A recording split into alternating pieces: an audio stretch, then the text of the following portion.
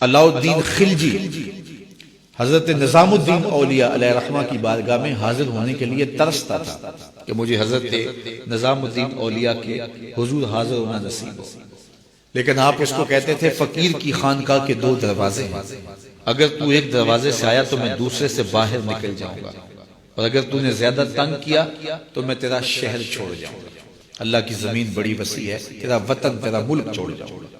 ایک دن اس نے آپ کی خانقاہ کے اندر اچانک پہنچ کے آپ کی خانقاہ کے اندر جانا چاہا، تو آپ نے خادموں سے کہا دروازے بند کر، تو دروازے بند کر دی گئے۔ بادشاہ سمجھا کہ یہ اتنے پکے لوگ ہیں فقیر کہ مر جائیں گے دروازے نہیں کھولیں گے تو کچھ تو خون ہوگا۔ اس نے کاغذ کے ایک ٹکڑے پہ لکھا اور خادم کے ذریعے حضرت کو پہنچایا۔ لکھا یہ کہ کیا بات ہوئی کہ بادشاہوں کی چوکھٹ پہ بھی بواب چوکیدار اور فقیروں کے دروازوں پر بھی بواب، فرق کیا ہوا شاہی میں اور فقیری میں؟ تو حضرت نے کاغذ کے ٹکڑے کی پشت پر لکھا فرق یہ ہے کہ بادشاہوں کے دروازوں پر جو بواب ہوتے ہیں وہ فقیروں اور سائلوں کو روکنے کے لیے ہوتے ہیں، اور فقیروں کی چوکھٹ پہ جو بواب ہوتے ہیں وہ بادشاہوں کو روکنے کے لیے ہوتے ہیں۔ اس نے کہا حضرت اگر آپ اجازت دیں تو میں آپ کی خانقاہ کی زیارت کر سکتا ہوں؟ آپ نے کہا جاؤ کر لو۔ وہ گیا، خانقاہ دیکھی تو لنگر خانہ دیکھا، مختلف جگہیں دیکھی۔ جب استبل میں پہنچا، گھوڑوں کا استبل تھا بہت بڑا حضرت نظام الدین اولیاء کا، تو جب وہاں پہنچا تو کیا دیکھا کہ گھوڑوں کی جو میخیں ہیں، قلے جو ہیں وہ چاندی کے ہیں، اور جن زنجیروں اور سنگلوں سے ان کے پاؤں باندھے ہوئے ہیں وہ سونے کے۔ تو بادشاہ کو پھر شرارت سوجی تو اس نے پھر کاغذ کے ٹکڑے پہ لکھ کے حضرت کو بھیجا، یہ کیا ہوا؟ بادشاہوں کے پاس بھی سونا اور فقیروں کے پاس بھی سونا چاندی، تو فرق کیا ہوا بادشاہوں اور فقیروں میں؟ تو شیخ نے اسی کاغذ کے ٹکڑے کی پشت پر لکھا فرق یہ ہے بادشاہ خزانوں میں سنبھال کے رکھتے ہیں، فقیر گھوڑوں کے قدموں میں ڈال کے رکھتے ہیں۔ تو ان کے نزدیک سونے چاندی کی اہمیت کیا ہوتی ہے؟ جب بہار چین، یہ بہت بڑا قیمتی قالین تھا، ایران جب فتح ہوا حضرت فاروق اعظم کے زمانے میں، تاریخ پڑھے تو یہ بہار چین ایسا قیمتی قالین تھا کہ اس زمانے میں اگر کسی کو وہ بہار چین پہ بٹھا دیتے تو وہ ساری زندگی ناز کرتا کہ میں بہار چین پہ بیٹھا ہوا۔ تو حضرت عمر کے زمانے میں جب ایران فتح ہوا تو وہ بہار چین قیمتی جو قالین تھا وہ اونٹوں پہ لاد کے مدینے بھیجا گیا، اور جب وہ مال غنیمت اترا اور اس میں بہار چین بھی تھا تو لوگوں نے پوچھا کہ کیا کیا جائے؟ کسی نے کہا مسجد نبوی میں بچھا دیا جائے، تو حضرت عمر نے کہا یہ اس قابل کہاں ہے کہ مسجد نبوی میں بچھایا جائے؟ تو کہا کہاں رکھا جائے؟ مسجد نبوی سے باہر جہاں لوگ جوتے اتارتے تھے، حضرت عمر نے آرڈر دیا کہ یہاں بچھا دو، لوگ جوتے صاف کر کے مسجد میں جائے۔ جس قالین پہ زمانے کو ناز تھا وہ قدموں میں بچھا ہوا تھا۔ یہ اسلام کا مزاج ہے۔ میری خوش قسمتی کہ میں حضور کا امت ساری زندگی اس کا شکریہ ادا کرتا رہوں تو کہ شکر ادا۔ ہم حضور کی امتی، نبی انتظار کرتے رہے، نبی منتظر رہے۔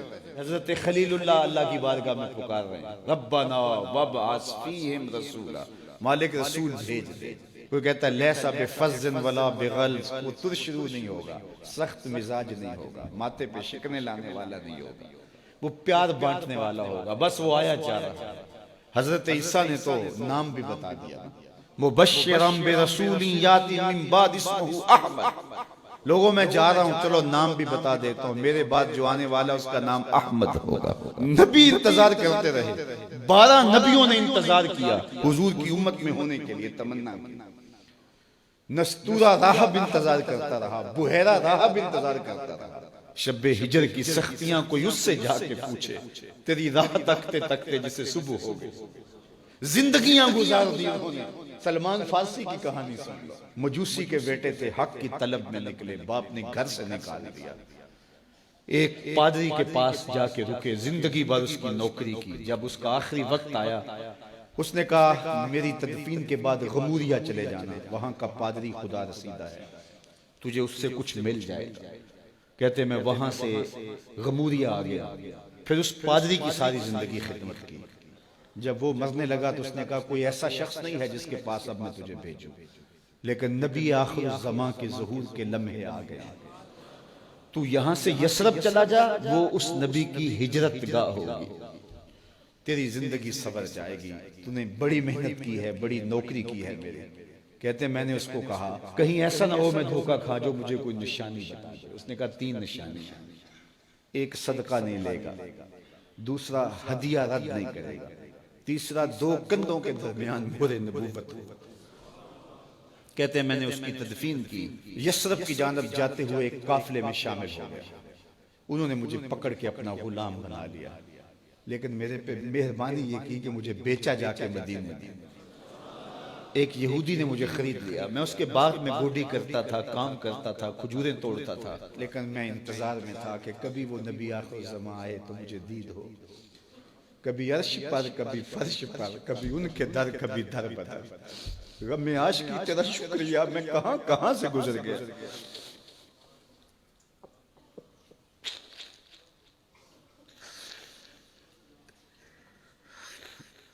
کہتے ہیں ایک دن میں اپنے باغ میں کھجوریں توڑ رہا تھا کہ ہواؤں میں مستی پیدا ہو گئی اور ہر سمت سے طلع البدر علینا کی صدائیں گونجنے لگیں۔ میں سمجھ گیا کہ وہ لمحے آ گئے، میں نے چھلانگ لگا دی اور دوڑ پڑا۔ میرے آقا نے سمجھا شاید غلام بھاگ گیا، اس نے دوڑ کے مجھے پکڑ لیا۔ میں نے اس کو کہا کہ میں نوکر تیرا ہی ہوں، لیکن دل نوکر کسی اور کا ہے، میں بھاگوں گا نہیں، مجھے جانے دو۔ میں کچھ کھجوریں لے گیا تھا صدقے کی نیت سے، جا کے حضور کو پیش کی۔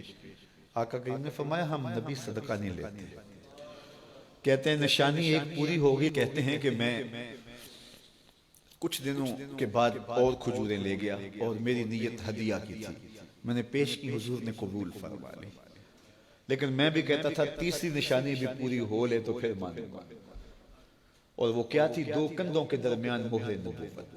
کہتے ہیں ایک دن حضور میرے باغ میں آئے اور آقا کریم نے اپنے مبارک کندھے پہ چادر رکھی ہوئی تھی اور چادر کی اوٹ میں مہر نبوت چھپی ہوئی تھی، اور میں پیچھے ہو کے دیکھتا تھا، اور میری آرزو یہ تھی کہ کوئی تیز جھونکا ہوا کا آئے اور چادر ہٹ جائے اور میں مہر نبوت کی زیارت کر لوں۔ حضور میرے ارادہ قلب سے آگاہ ہوئے، فَأَلْقَى إِلَيَّ رِدَاءَهُ، حضور نے چادر اتار کے میری جانب پھینکی اور پھر ایسے رخ کر کے فرمایا انظر الی ما امرت بہ، اس پادری نے جو بتایا تھا دیکھ لے آ کے۔ تو کہا میں نے دیکھا کہ حضور کے درمیان